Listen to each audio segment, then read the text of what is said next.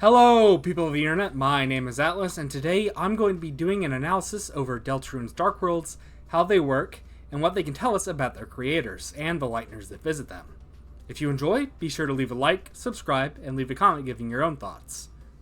In many ways, this video is something of a spiritual successor to my last, though it does stand on its own, so feel free to just go back after watching this video if you haven't seen the previous one. All that being said, let's go ahead and get right into it.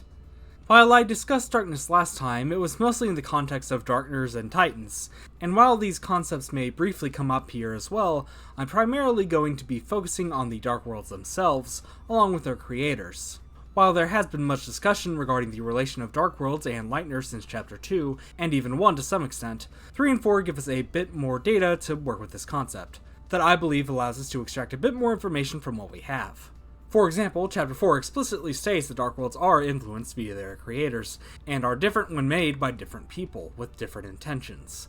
While Chapter 3 seems to establish that the makeup of these Dark Worlds is not always purely subconscious, with the existence of Darkners such as King, Queen, Ram, and Tenna likely being a result of how Kris and the girl, whether it be Noelle and Des, treated them in the past. Now let's go ahead and get started with Chapter 1. Now, this is an interesting one, as I honestly think that likely due to how little we knew at the time, Chapter 1 hasn't been revisited quite as much as the other chapters when it comes to this kind of discussion. With many assuming that since it's something of an introduction, not much can be gleaned from it. But I disagree. I honestly think there's a lot of angles we can look at it from which can enhance our experience. So, to start out, I think it's important to establish that I view Des as the Knight, and as such that's the primary lens through which I will analyze this Dark World, at least regarding what it has to say about its creator. Though I will also be talking about things outside of that as well, and I think this is the reading that leads to the most possible connections compared to, say, Carol or Rudy Knight.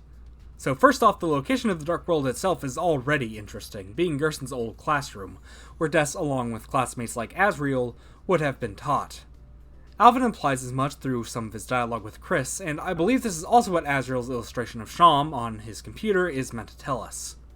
This could provide something of an explanation as to why this location was chosen in the first place. Not only would it be empty and hold some sense of sentimentality to Des, she'd probably have some pretty strong visions of what the world, and the Darkners inhabiting it, would be like. Especially if we assume that she's the girl Ram mentions playing with Kris. Even if she isn't though, the fact that Gerson's room even has these things in the first place suggests that his teaching style was somewhat untraditional, focusing more on creativity and mental stimulation, both of which come together to create a perfect mindset for a Dark World, which themselves represent fiction to some extent at least. Think of how, when you're a kid, it's easy to create stories out of nearly anything, even mundane objects. I don't know about you, but when I was younger, I would do this thing where I would walk in stores with my parents and just mash all sorts of things together in my mind to create, like, giant robots or something. You got the gist. This also fits given their function to the game itself. Not only do they function similar to video games in-universe, as Noelle specifically points out, but without Dark Worlds, there would be no Deltarune. These in-universe representations of fiction are what allow for Deltarune to function as a work of fiction itself.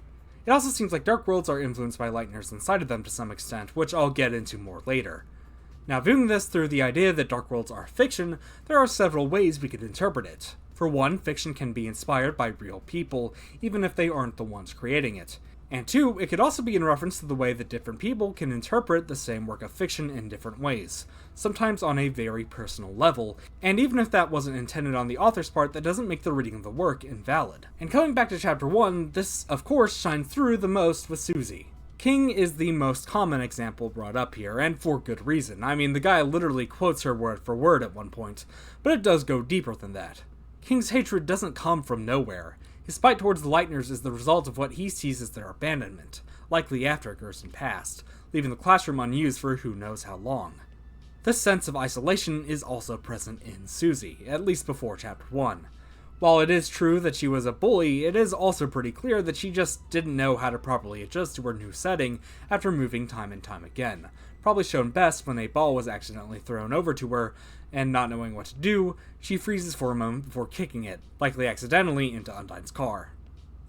King, and Lancer for that matter, also have eyes concealed by shadow, much like Susie, and King even has an extra mouth on his stomach, notable as Susie seems to be constantly hungry. This mouth also holds King's primary weapon, which could suggest that some of Susie's agitation is a result of that hunger.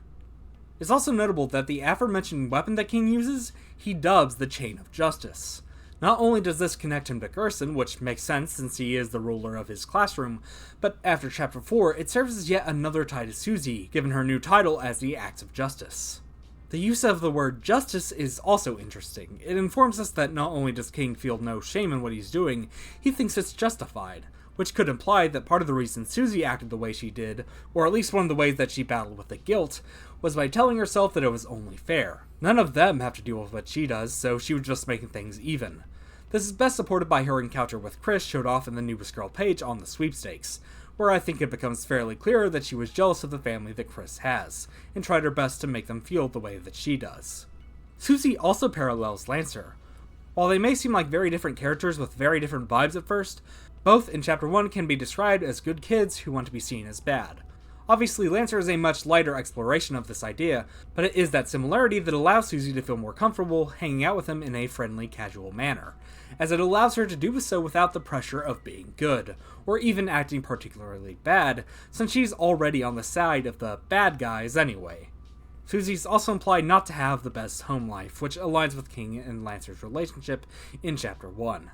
With a bit of an infamous line involving this dynamic being Susie's approval at prison being just for dads, though you don't necessarily have to read it that way. Then there's obviously Jevil, who is certainly an interesting case. I think most people would agree that these two are connected on some deeper level, but I have found that it's kind of hard to say exactly what that is than you might think. For starters, there are the obvious.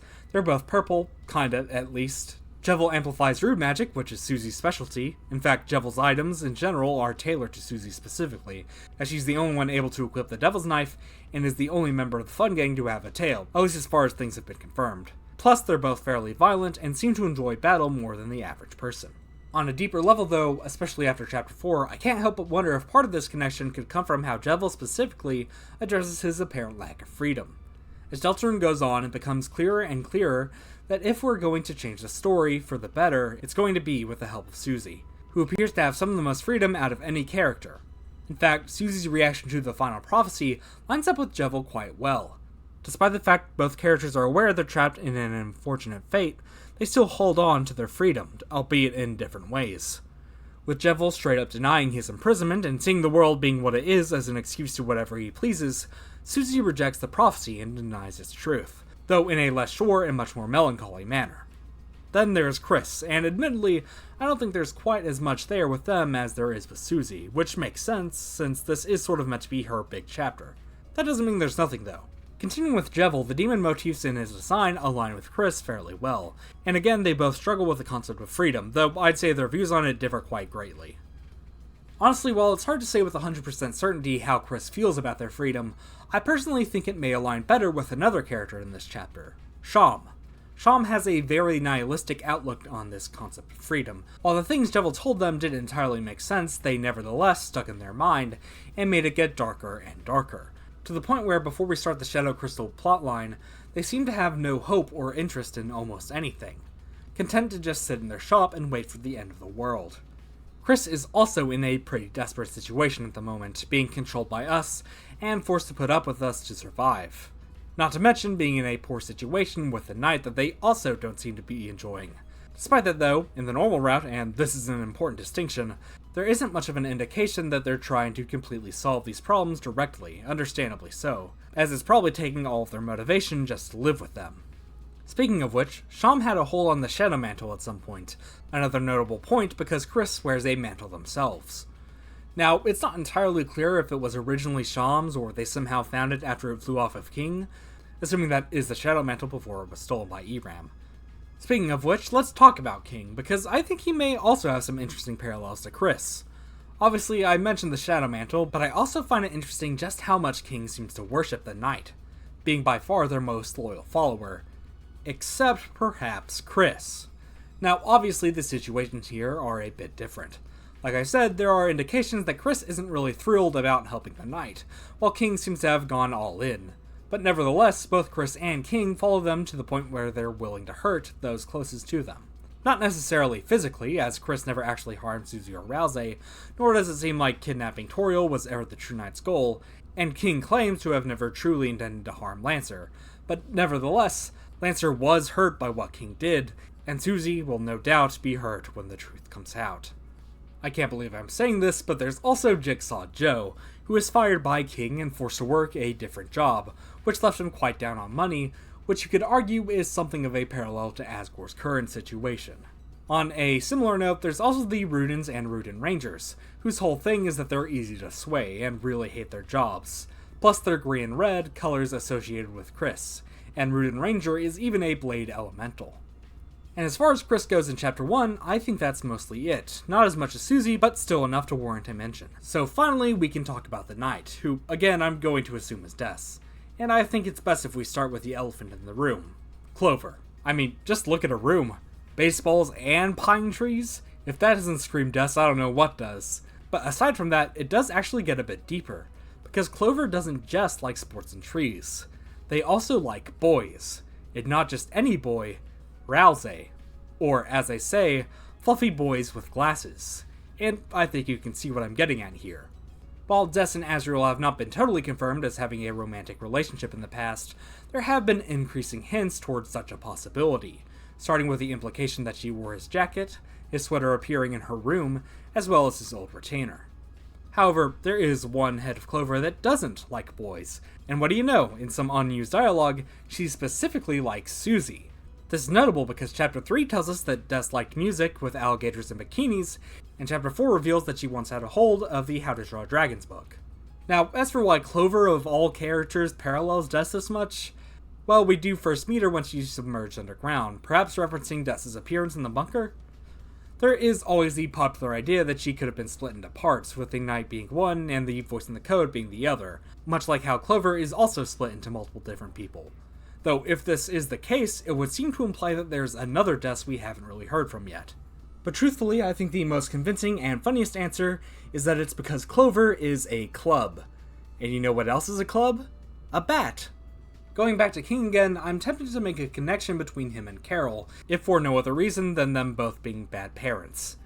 Though, now that I think about it, it is interesting that the two Dark Worlds with proper main antagonists made by the Knight have both be blue, considering Carol's sense of fashion. Des Knight could also provide another explanation for the Chain of Justice line, as Des, having been in this classroom and taught under Gerson, would see him as the boss of the classroom in a way, so the boss of this Dark World having a similarity with him does make sense. The entirety of the card castle as well as the scissor dancer things are entirely black and white, something also shared by the Knight. There's also a bit of a recurring star motif in this Dark World, which Des is also connected to from her room and the Fallen Star book, with stars appearing on both the trees as consumable items, and perhaps more notably, in this room with the scissor dancers, which is also part of the secret boss quest, with Sham specifically saying to walk where the stars don't shine. There's also two whole mazes, though one of them is more of a joke, but in the other you have to not follow Lancer Susie to avoid getting lost, which both generally references Des and perhaps the children following the pointed tail thing, along with seemingly the Ice Palace from Dragon Blazers.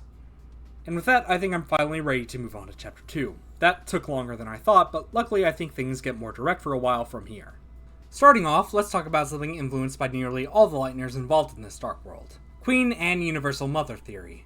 If you aren't familiar with this theory, I'll leave a link to it in the description for you to check it out, but for the sake of this video, the main things you need to know is that it proposes Queen's relationship with the Lightners are parallel to that of their actual mothers. And I believe that the new chapters seem to further hint at it, with Carol's design reveal, Toriel drinking wine, and Miss Boom, who seems to be something of a mother figure towards Berdly, calling him Burgley, just like Queen. There's also the December puzzle, which connects to both Noelle and Berdly through the spelling bee, and Des through it as well, with it being her name. Plus the baseball moon for a much more specifically Des thing. You have all the cat stuff, which is associated with Noelle, given the cat petters and friend stuff, as well as her friendship with Caddy, along with some bird characters like Swatch and Swatchlings, which, you know, makes sense because of Berdly. Even more so given his intense desire to impress Queen, and the Swatch and Swatchlings' role as her biggest supporters. Noelle is also connected to Spamton through Peepus, and being the only one to respond to his emails. Speaking of Spamton, we have more Kris parallels. This time, even more clear with Spamton literally being a puppet who, well, he doesn't die, but he can't really last when his strings are cut. Oh yeah, and he literally has a heart on a chain. Spamton also projects a lot onto Kris, and sometimes he can hit uncomfortably close to home with what he says, and that's not even mentioning his divorce trauma. Speaking of which, Noelle says the frayed bow tie reminds her of Asgore, and Spamton seems to specifically have sold cars, something that Asgore seems to have interest in given the magazine on his counter, which could also suggest an influence from Kris. Noelle also finds the experience of going to Spamton's store with Kris to be nostalgic, and the weird route in general connects to her childhood, as well as her tendency to find weird things in games. Icy, who both Kris and Noelle are connected to, also appears in this dark world. As for Susie, there's not a ton with her this time, though we do know that she's a fan of kaijus, and we do get ourselves a giant fight in the middle of the city. I also think it's possible that the fact that she seems to have a fairly lighthearted adventure with Ralsei this time around could also reflect her own perception of the Dark Worlds at this point. Going back to the kaiju thing though, this is also an idea connected to the night, which feels even more intentional given this is the chapter that Titans are revealed in, right after the Giga Queen fight no less. Plus, when Spamton Neo uses his special attack, he too grows to an enormous size, and does an attack quite similar to the Titans when his shield is down. And just how Chapter 1 added the runes, Chapter 2 has the Werewires, which also have no control just like Kris, but this time there's the additional parallel of them being made stronger by the Wire's control. Chapter 3 is again quite a bit more direct. Kris is really written all over the place here. Now, obviously, some of this can be attributed to the fact that it takes place at their home, but I think we can read a bit more into it than that in a few places. For one, Chapter 3 borrows an interesting amount from other Dark Worlds, having a very similar opening to the Cliffs from Chapter 1, the inclusion of previous puzzle types, Darkners we've already seen, and multiple references to the Cyber World and more. I think this is meant to indicate that Kris was inspired by the night when creating the fountain, which works quite well when viewing the Dark Worlds as an analogy for fiction. Also, I mentioned before that I found it interesting that King and Queen, our main antagonistic forces in Chapters 1 and 2, are blue because of Carol, who likely had a complicated relationship with Des based off of her current behavior. And what do you know, when Kris creates a Dark World, the main antagonists were as red, perhaps to echo their own antagonistic relationship with us, the player. Speaking to Tenna, while King and Queen seem to have an inherent attachment to the night once their fountains were created, albeit to various extremes, the same does not seem to apply to Tenna. Yes, he is doing something that the night wants, but he seems to be doing it because Kris was the one who told him to. We even see him get actively frustrated at the night for taking so long, while he's distracting the fun game. In general, I think a lot of Chapter 3's weirdness comes from the fact that it was someone else that made the fountain, from the less linear plot of the chapter to the completely different Shadow Crystal plotline. This chapter, at least until the ending, also serves as another fairly light adventure, one that Susie certainly needs after learning the truth in the docks. And while Tenna definitely parallels Kris the most, Susie does pretty clearly relate to his feelings of abandonment and helplessness. Honestly, the fact that he and Susie get along so well might partially be because Kris likes her so much. And of course, the previously mentioned divorce between Tenna and Spamton is honestly even more prominent here than in Chapter 2, where we can see it really taking its toll on Tenna, which makes sense considering how much Asgore and Toriel's divorce has affected Kris's life. This is only further supported by La Niño's and El Niño's relationship problems as well. Tenna also has a tendency to deny and avoid addressing his main issues. When the gang finds Toriel, he simply sends them right into the next round like nothing ever happened, and when they resist, he continues to pretend that everything is fine and going just as planned. To some extent, I think this applies to both Toriel and Asgore, with Asgore forcing himself to think that if he can prove his innocence, everything will go back to normal, and that he's in anything resembling an okay position in life, and Toriel's tendency to leave problems indirectly addressed, with Toriel in particular shining through here given she's literally asleep and ignorant to everything happening around her the entirety of this Dark World. Ram is also interesting. People have pointed out that he has some similarities to Sans, but given Kris's lack of a relationship with him at this point, something that I think is a bit more relevant here is his similarities to Asgore. For one, both seem to be British, but more importantly, the way the rest of the Dark World rejects him, the fact that he doesn't belong, and the fact that he tries to make things go back the way they were originally for Kris's sake, all align fairly well with what we know of Asgore's character.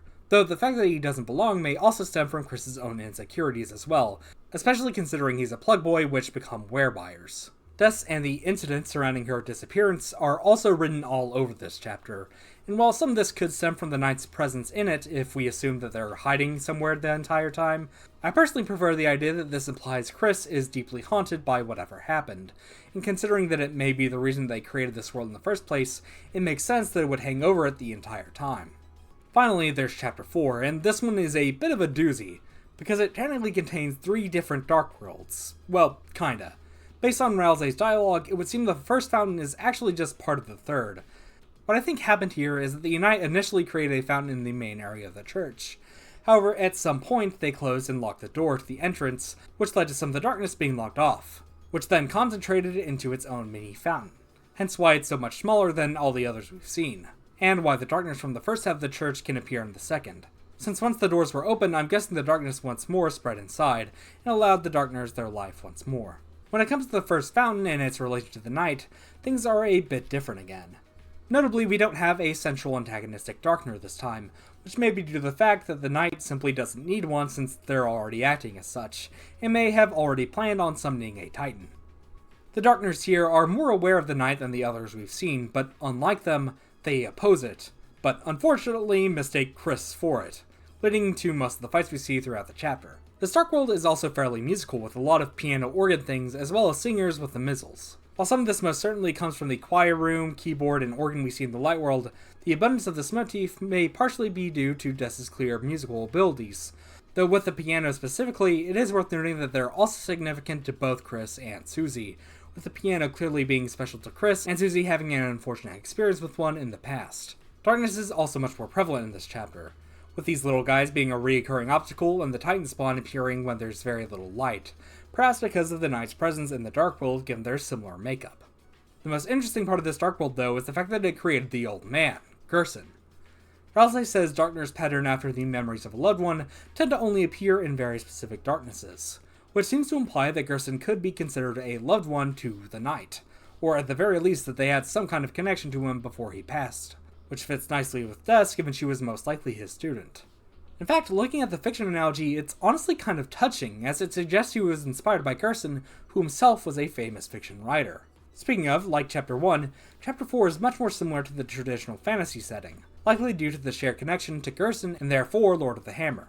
Speaking of Gerson, there is also of course his connection to Susie, and the fact that they seem to have a similar philosophy regarding freedom, with Gerson encouraging Susie's prophecy-denying tendencies. Not to mention the fact that the Dark World creates an axe for some reason. As for the rest of this portion of the Dark World, though, there isn't too much to say. The organics being a bit pretentious could represent Susie's general lack of enthusiasm regarding religion, and the mizzles, being not just princesses, but damsels in distress while also being choir members, could be due to Susie's concern for Toriel's safety.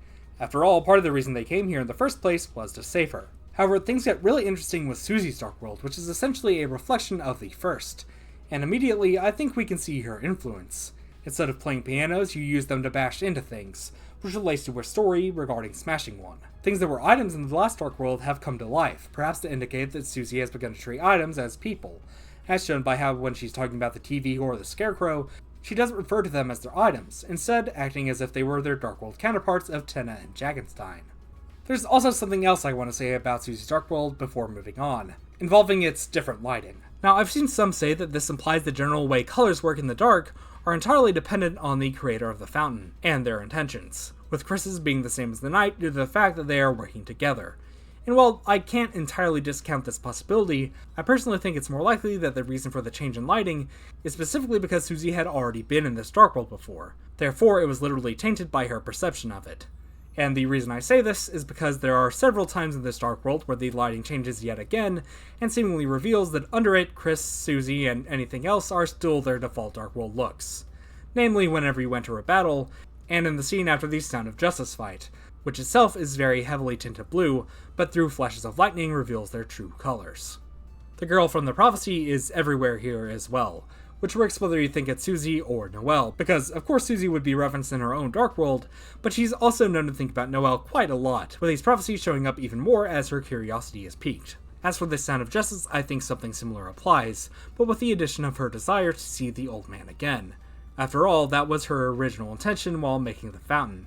But because the old man can't exist in the darkness, the Dark World gives her something else instead. Eventually, though, we're able to exit and enter the final Dark World of this chapter proper. And to be honest, there isn't a ton to say about this one that I haven't already, so I'm going to go ahead and briefly talk about the real final Dark World of this video, and that is Castletown. Now, we have no idea who made Castletown, if it was even made by a person. And the actual Dark World itself seems pretty barren, so it's hard to make any judgments based off of that alone. There is Ralsei, who pretty clearly connects to Kris, but aside from that, there isn't much. The entire kingdom itself is empty, and I think that's sort of the point. If Dark Worlds are fiction, then I see Castletown as a blank page. A dream that grows with care, as the game puts it. Essentially, if Dark Worlds are the person who creates its stories, Castletown, Player Town, is our story, that we get to build up as we please. That's why it's named after us, why we're able to shape it as we will. Put Darkners in certain places, recruit specific Darkners to build the town that we wish. It's why there's so much angel imagery in the castle. Now, because of that, there isn't necessarily a ton of Lightner character analysis to be done here, but it feels significant nonetheless. So, in conclusion, I think the Dark Worlds can help inform us about the Lightners who make them, as well as the ones who venture in them. And I think that this is something that we should continue to look out for in the future, as it can not only give us insight into our heroes, but our main antagonists as well. I mean, who knows, maybe Asgore will create the next fountain and we'll get something of an exploration into his mind from it. We'll just have to wait and see. All that being said, I hope you enjoyed. If you did, feel free to like and subscribe for more, and leave a comment giving your own thoughts. Drink water, remember to floss, and don't forget, the impossible is possible. All you gotta do is make it so. Good night.